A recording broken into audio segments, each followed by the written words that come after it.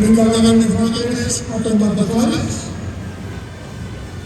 y llegaban a la condición de esta manera.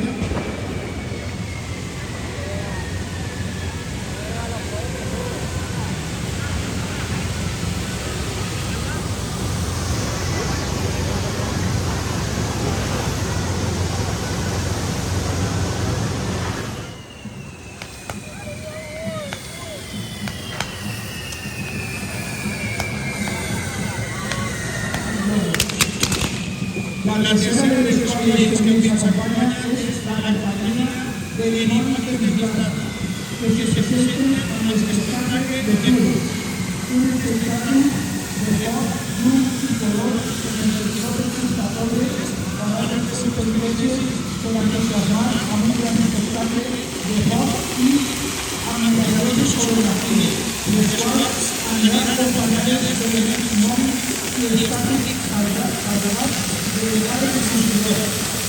Los 25 personas asegurados van a trabajar con el uniforme de la playa con máscaras, los más terroríficos que se hacen.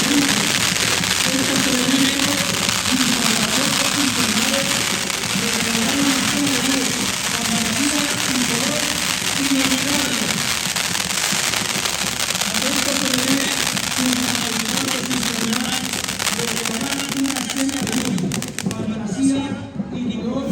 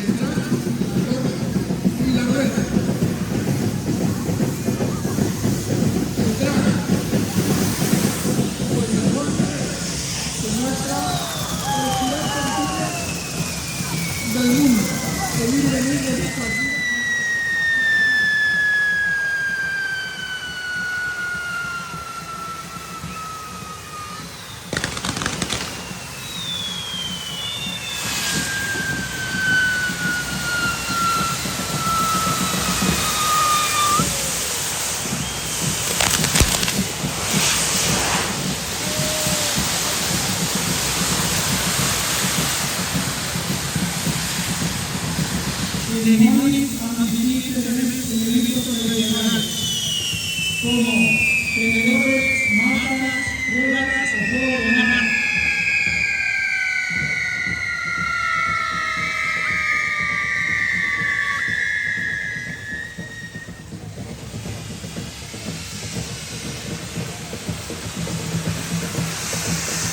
Y por no, para finalizar, cuando la plataforma de la fantasía, una bestia tradicional de 12 centímetros en Alemania,